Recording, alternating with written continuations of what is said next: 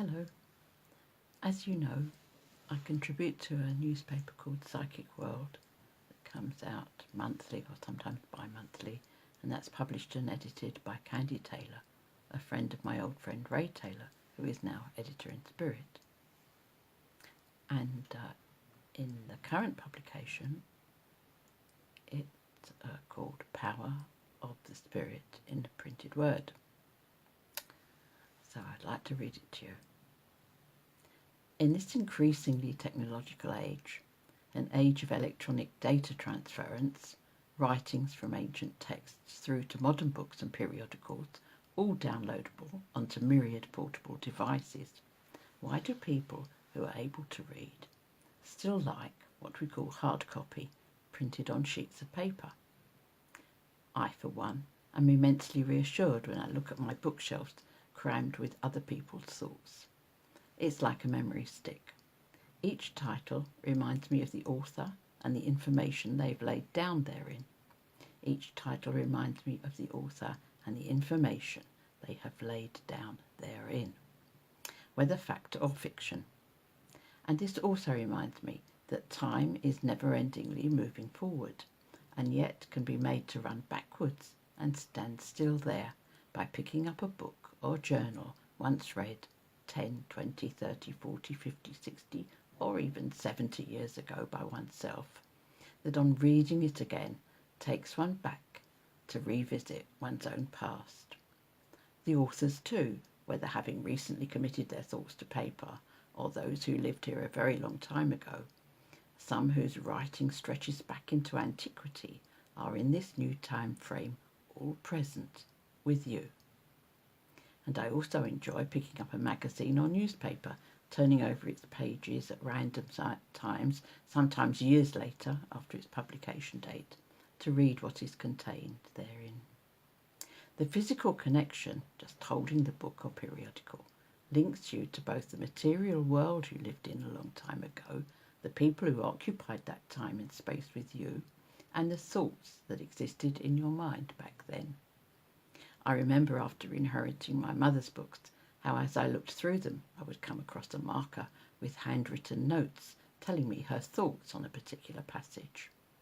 I was also pleased and surprised to find a couple of my father's books that had once been on our living room bookshelf in the old days when my parents lived together, that I remember him reading as a small child, that my mother had kept secretly in her own collection, perhaps at least partly for the reasons I've opined. My most valued gifts have always been printed books, and the books on Egyptian hieroglyphics and Wagner's Ring Cycle that were given me by my father rank with the best. The little red-covered hardback volume of Little Women I received for progress from my primary school head teacher in my last term there, and its main character, the rebellious and tomboyish Joe March, who became a writer, led me to wonder in later life whether he was actually psychic. Having access on digital device would just not have been the same for me, and I suspect a lot of readers feel the same way. Importantly, there is a method for receiving messages from guides, helpers and loved ones in spirit that needs access to a book one can hold in your hand. You can get something for someone else, a communication from spirit for a group of people, large or small, or yourself. You can request spiritual guidance for any situation. All you need is a book with nice words in it. Possibly a hymn book such as the New Christian Spiritualist Society Little Blue Hymn Book, the Spiritualist Hymn Book published by the SNU, or even the Book of Psalms. You can find the latter in the Bible, but I don't particularly recommend using it in its entirety of its other books for this purpose, mainly because there's a lot of what we spiritualists would consider negative writings on its pages. Holding the book, you send out your thoughts to those who help us in the realms of light, and say a prayer of thanks.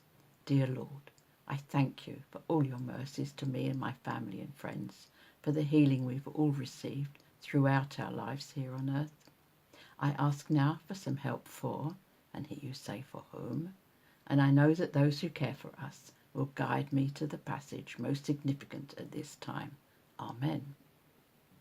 Now, open the book and let your gaze be drawn to the writing, Or you may like, with eyes still closed, to allow your finger to point to a piece and then read when you open your eyes again. I'll do this now for all of us, and this is what I did. And I received this. It was written by Society of Friends member John Whittier in 1872. That's the Quakers, of course. Dear Lord and Father of mankind, forgive our foolish ways. Reclothe us in our rightful mind. In purer lives thy service find, in deeper reverence praise. O Sabbath rest by Galilee, O calm of hills above, where Jesus knelt to share with thee the silence of eternity interpreted by love. Drop thy still dews of quietness till all our striving cease, and take from our souls the strain and stress, and let our ordered lives confess the beauty of thy peace. Breathe through the heats of our desire thy coolness and thy balm. Let sense be dumb, let flesh retire. Speak through the earthquake, wind and fire, O still small voice of calm. In simple trust, like theirs who heard beside the Syrian sea the gracious calling of the Lord, let us, like them, without a word, rise up and follow thee. Transcending time, space and distance, thus it's proved that our prayers are heard and loved ones, guides and helpers are listening to us. This is so very relevant to our present discourse. There.